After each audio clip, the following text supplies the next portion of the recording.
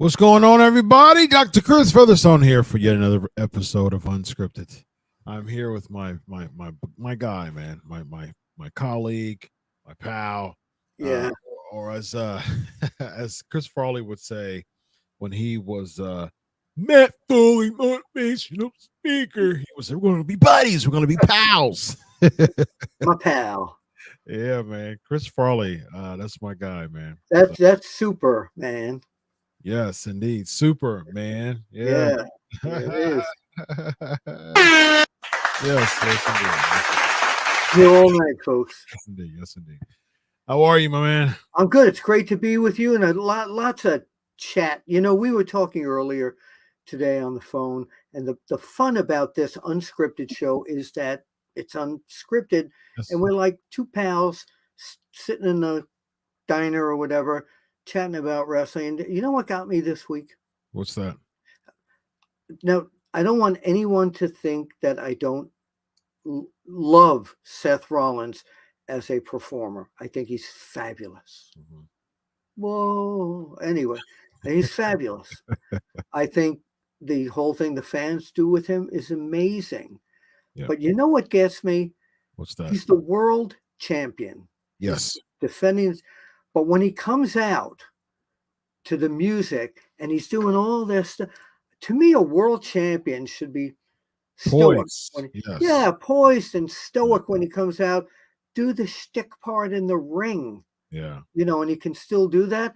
But I watched Carmelo Hayes on Monday Night Raw, and when he was doing an interview, he came across like a world champion boxer to me, like fighters I've seen on there. And, you know, there was very little shtick. The Seth Rollins that I think should come out is the Seth Rollins that changed his interview style a little further into his in-ring interview where he was serious and dead on. There is time for the shtick, but I think when you come out, you really need to be, and I loved your word, poised. Yes, absolutely. Has to have some poise, man. What do you think? So, man, I'm just not. I think I've said this before, man. I just Seth just doesn't do it for me, man. I think that he's why? Yeah, I think it's largely because of what you said, man. He just doesn't look like a believable champion. He just doesn't. Like he's just hokey and carny. I don't like I just don't like to stick. I don't. I mean, I think that I think the best gimmick that Seth had was the Monday Night Messiah, because I think at that time he was just a menacing heel. He was like driving Rey Mysterio's eye to the edge of the chair. You know what I mean? Yeah. Like he was just, he was demeaning Dominic, and it was just convincing. It was just convincing. This gimmick to me is just not convincing. As a baby face, he just goes around, he prances, he dances, and he just elicits the cheers and he's inviting the audience to hijack the show. Yeah, he's entertaining the crowd. He's being a concert performer here. Yeah, yeah, Yeah. it feels that way. I don't know. It's just not the. But his matches, you can't dismiss his work in the ring once the match gets started and the clowning is over. I mean, he's a really good what we used to call technical wrestler when he wants to be. Sure, but I mean, with that logic, I can say the same thing about Akira Tozawa. Go ahead, say it. I mean, he's good in the ring. I mean, like Akira Tozawa, he's a solid in-ring performer, and he's actually very good. Actually, I said actually twice. I was redundant, but he's actually, I'll say it 3 times. He's a good performer in the ring. So Akira Tozawa is, and so Seth Rollins, man, he's just I don't know, just from a storyline perspective, like he's solid in the ring.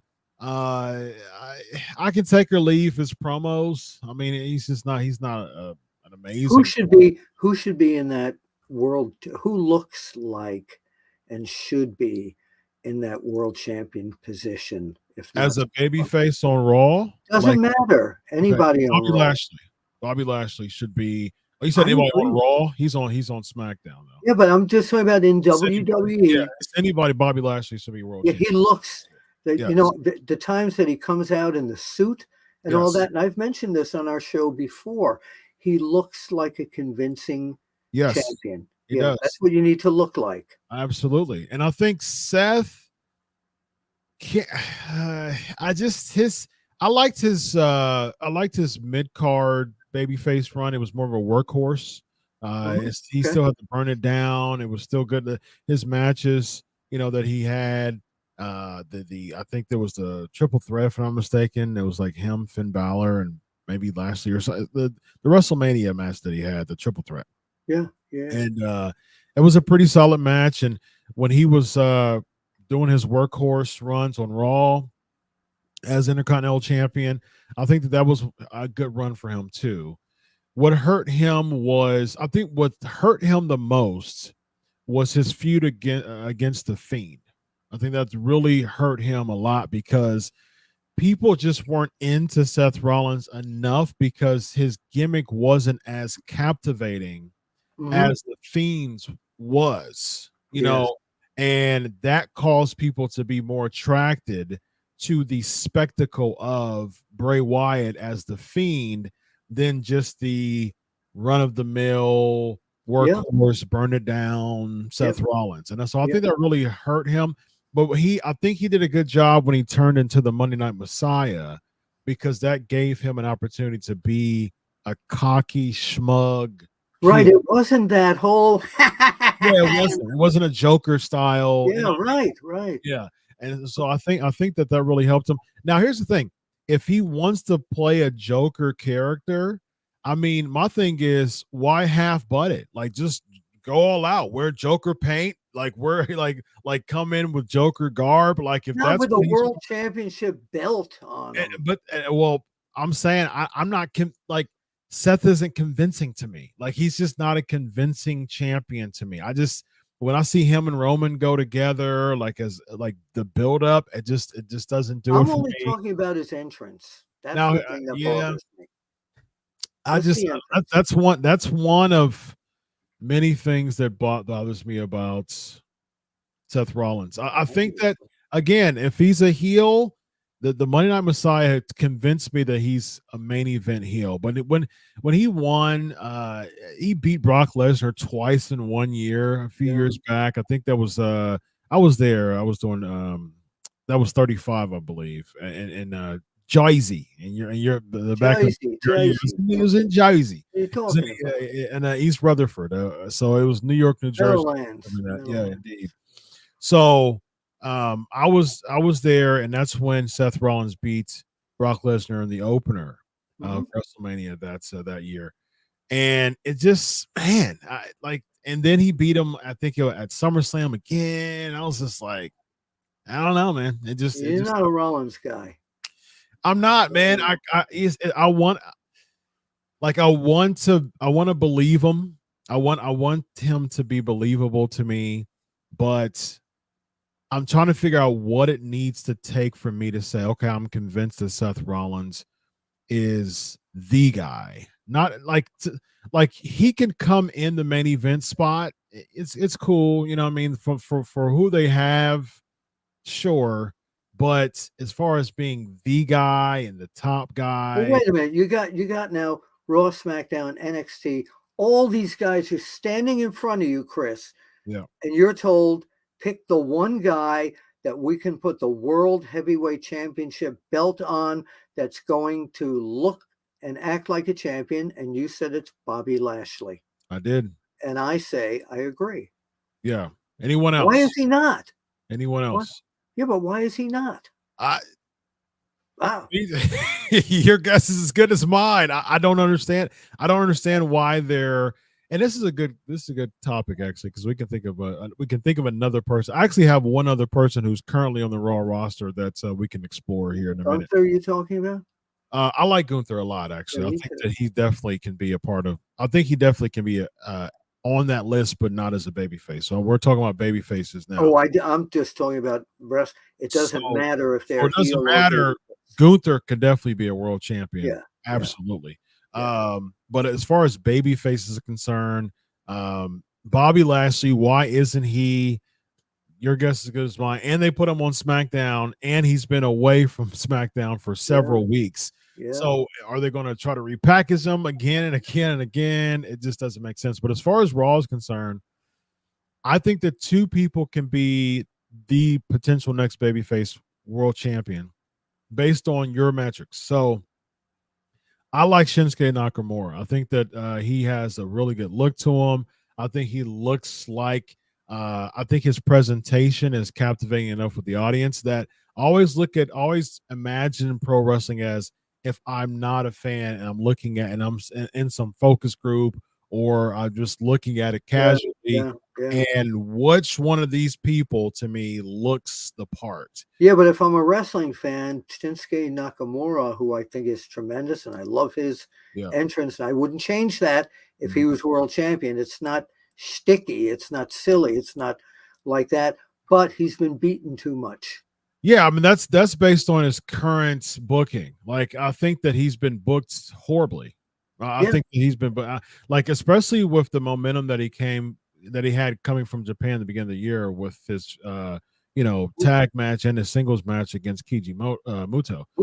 Yes. Yeah. So they dropped the ball on him because you come from being that Japanese like defeating Muta and coming back and going 50-50 and losing more matches by getting drafted to Raw. That was horrible. Yeah. Another person I think, and this is a good tie to Money in the Bank, I think that Damian Priest could be the next babyface world champion. I've known him since he was back in the Monster Factory. I have seen him in the Indies. That's in Maryland, right? What's that? Monster Factory in Maryland? New Jersey. Yeah, that's right. Jersey. Which, by the way, they have an excellent streaming show about all the people on the Monster Factory. Nice. I'm not sure what. Jay Lethal was he came from the Monster Factory. I believe he did. Oh. The original Monster Factory, by the way, this is an asterisk here.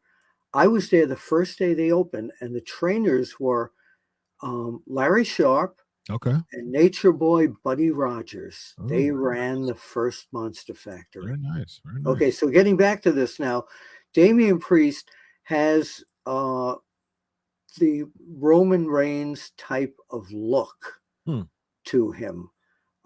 He's an excellent wrestler. I've seen him in the Indies.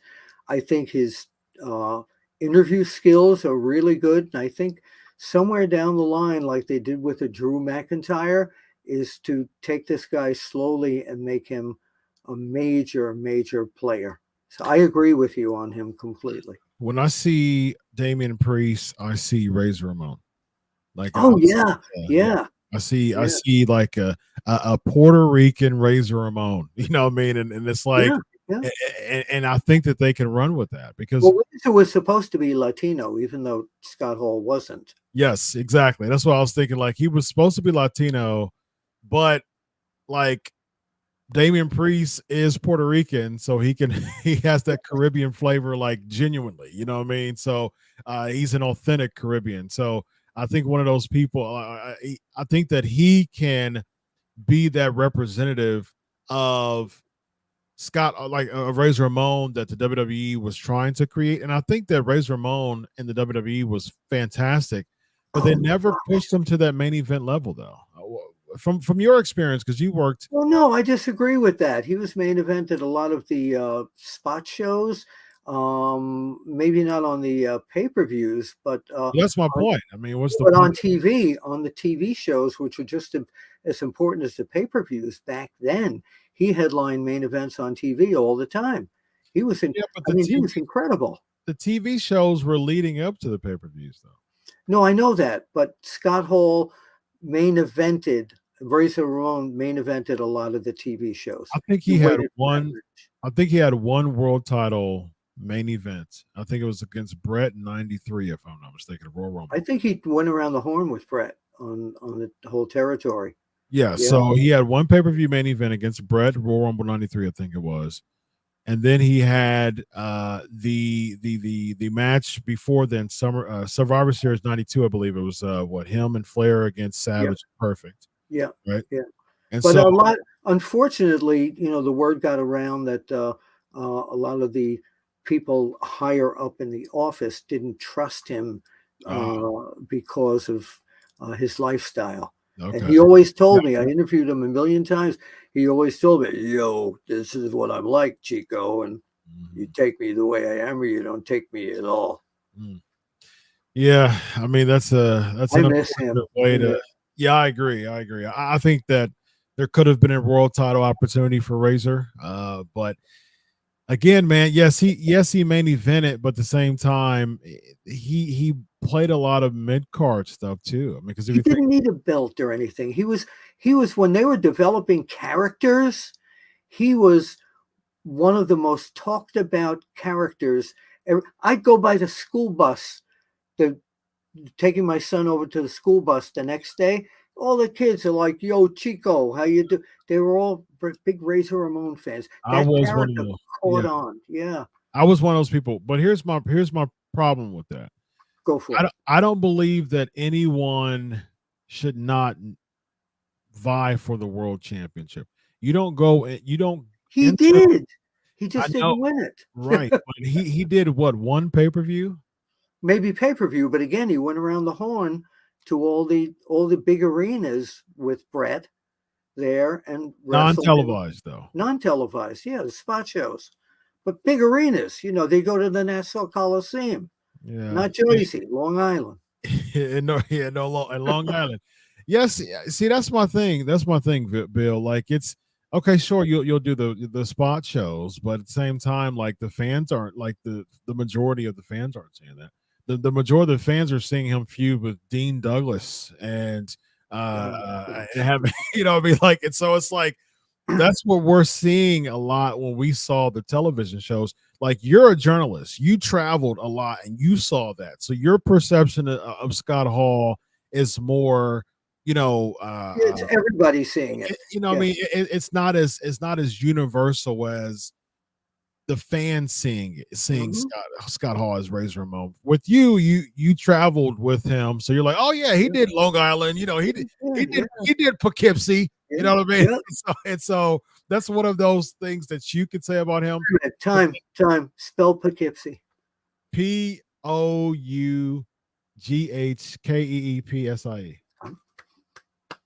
A lot of people can't do that. So getting back to Damian Priest now, the second coming of Razor Ramon, sort of. Yeah, I think I think so. Yeah, I think that he has an opportunity to be Scott Hall to a different level, to or Razor Ramon to a different level. And Yeah. they're similar sizes, similar. I think Scott And he was, uses the yeah, same finish. yeah, he Yeah. uses the same finish, and so I think that he really can be a really good baby face. I just hope that they book him well, and I hope that there's a story with them. I think that Damian Priest should win the Money in the Bank.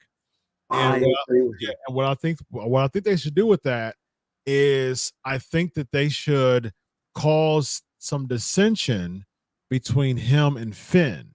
And so Finn Isn't it loses. already there? It's kind of like Yeah, they're starting teasing to it a bit. Yeah, they're go. teasing it a bit. Yeah. But what I think Finn should lose against Seth. Finn gets jealous after Priest wins the Money in the Bank, and then he gets jealous enough to kick him out. Now you can do one of two things. You can have Priest and Finn at SummerSlam, Mm-hmm. and Priest wins. I mean, that continues to solidify his babyface turn. Yeah. Or you can do a swerve and have JD McDonough assist Finn at SummerSlam and have Finn win the match against Priest. And then that leads to Finn and Priest for the case at the next pay-per-view. Because I'm a story guy, so I'm about to stretch. Yeah. No. I know. But you see, Priest doesn't really have to change. See, all the rule breakers used to tell me when they turn a good guy, old magazine terms here, is that I didn't change anything. We just changed my opponents. Then the fans started to like me. So I think Priest is already amassing a very large following, as is the other guy who might win this. Surprisingly, might be LA Knight. Yeah. Yeah. Yeah. Yeah. Yeah. That's someone else who I'm not really sold on, man. Okay. Yeah, I think that he has a fantastic promo. I think that he's solid in the ring. I think probably the reason why I'm not sold on him as much right now is because he feels as if he's like the fans' flavor of the month. Correct. And I don't like that type of like tribalist, you better like him or else type of feel, what I mean? And it's like that turns me away from just seeing, the authenticity of a star. I think that they shouldn't hot shot LA's, I think that he should be a babyface too. The only thing that I can see, he already is. they should just turn him. They should just turn him all the way. I would be okay with LA Knight winning if the other thing, I don't like cash-ins for mid-card championships, what they started doing last year. But if they want to continue that, like we talked about before, if he wins and cash it on Gunther, I think that'll really help him a lot. Yeah, I think that would be a great idea. So did you watch Dark Side of the Ring, Junkyard Dog? I watched probably about 15 or so minutes of it. I didn't get a chance to watch all of it yet, but Coco Beware was on there. DiBiase was on there. Teddy Player was on. Player. He was on there. Holla holla. Yeah. I didn't know. I knew Junkyard really well, but what was hidden from me was his whole drug usage. I never, ever, ever knew that about him at all. I traveled with him at times, never saw him do this. And, Bill Watts denied a lot of they had crawled, Bill Watts was asked so-and-so. We should try and get Bill Watts on the show. I'm going to reach out to him. Yeah, that would be. See if we can get him on the show one night. But Junkyard Dog was such a great character. But there's very little I don't know about a lot of these guys. But that was so well hidden from me, really. Yeah, interesting. I'm friends with Eric, of course, Bill's son, and he shared a lot of stories with me about Dog, about JYD, and so it's interesting because, man, I was a huge JYD fan. It's interesting because I was really intrigued about how they were narrating the beginning of the show, because I'm really interested in watching. He was like one of my favorite wrestlers growing up, and I remember as a kid remembering like, man, when he had the WrestleMania, match, it seemed like they were really going to push him. And then I believe it was 1990 when he went to WCW, had a world championship match against Ric Flair. I remember. Yeah, and so I was like, okay, well, maybe they're going to do something with him. And just like the Dark Side was talking about, man, he left that Mid-South and was expecting that type of superstardom. Yeah. In the WWE, didn't get it, man. And I can see how that just caused his kind of mental status to plummet. Well, he thought he was Hulk Hogan, like Yeah. a lot of the guys did. A lot of the guys wanted, going to New York, you'd be on a card with Hogan. Well, I probably should be equal to Hulk Hogan. Yeah. But yeah. that just Vince McMahon protected Hulk Hogan at that point because he was everybody else was a good money draw, but Hogan was the star of the show. Yeah, indeed. Yeah. All right, let's do a 5-minute lightning round, man. Let's do a lightning round here. Let's see. What do we got? Predictions for the 2 Money in the Bank matches. What do you got? Well, I gave you I'm going to go with Damian Priest. Okay. Yeah, and the ladies, they could surprise everybody. And this is a really bad pick, but for some reason, I think at the end it's going to be Becky and Trish, and I think there's going to be an angle there. So I'm going to say Becky. Okay. So it's a better pick. I was going to pick Trish, but I'm not picking her. So I want Damian Priest to win, and I want Shinsuke to win, but I think that they'll. I'm gonna go Priest. I think that LA Knight's what the fans want, and I think that I just Priest. Yeah, Priest. I'm gonna go Priest, man. And I'm gonna go Becky with the women's too. That was Okay. I don't want her to win. I think again, I think you should have Zelina Vega win and then cash it in. It's agreed. I'm going to switch mine to Zelina Vega. I think you should have. I'm switching it. So we will have 2 Latinos. Yeah, there you go. Yeah, and I think that Priest and Vega winning would be really cool. A really cool selling point for Backlash if it goes back to Puerto Rico next year. I agree. 100%. That would be really, really cool, man. So 100%. All right. Let's see here. What else we got? We got what wrestler would you add to the Judgment Day? I'd have Bronson Reed replace Damian Priest and then have Priest become a main event babyface. What do you think? Oh, Bronson Reed for sure. To join Judgment Day. Yeah, why not? I think Bronson Reed is they're making him look a little too weak. I agree. I think, he's Crusher Blackwell.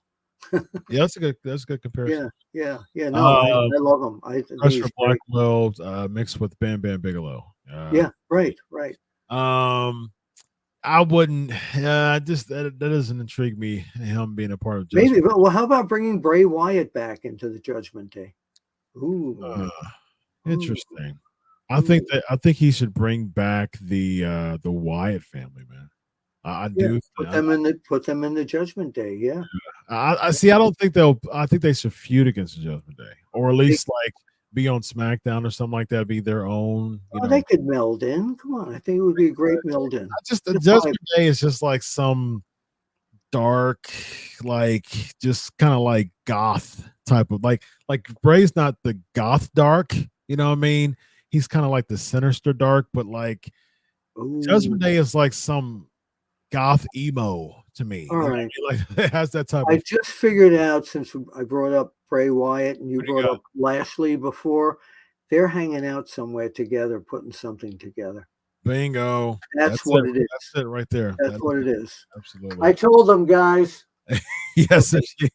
They're in Apter's alley. Yeah. I figured they were, man. Taking a nap. You think Solo would betray Roman Reigns or Money in the Bank and side with his brothers? No, I think Paul Heyman is going to make a turn.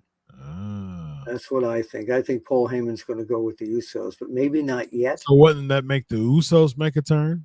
Because Paul Heyman's already healed. So yeah, no. Paul changes his ways.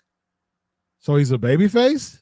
He's still with the Bloodline, with the Usos part. It depends how the fans take him. Yeah. It doesn't change him babyface.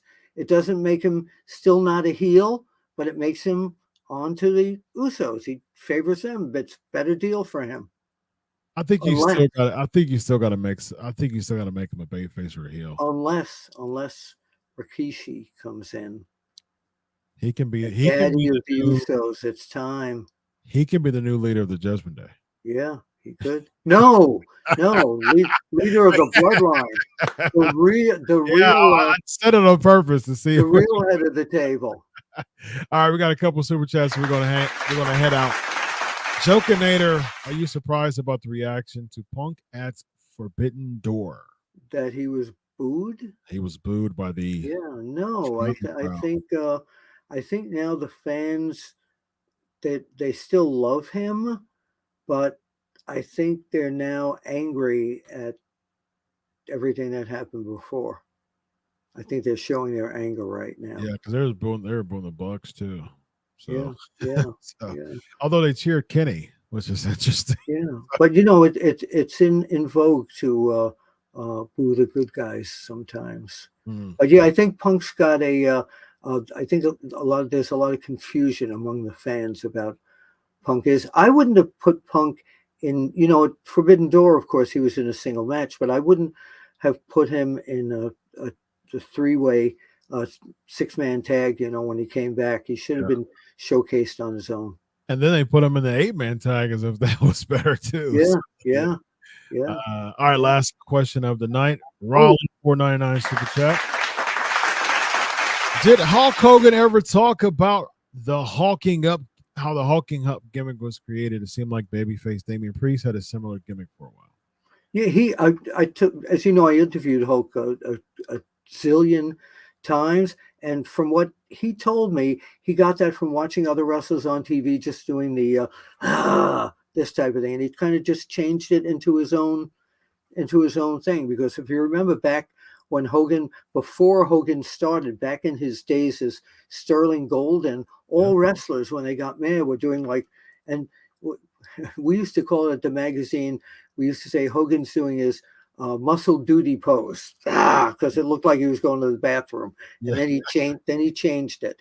Yeah, so it was just a combination of a lot of people he saw do that. What was the greatest hulking character beside Hulk Hogan that you ever saw? The Incredible Hulk. Oh, that's very good. Yeah. Very good. I like that. Yeah. Indeed. Yeah. Austin Idol used to do that a little bit too. Austin Idol, yeah. And nice. He was one of Hogan's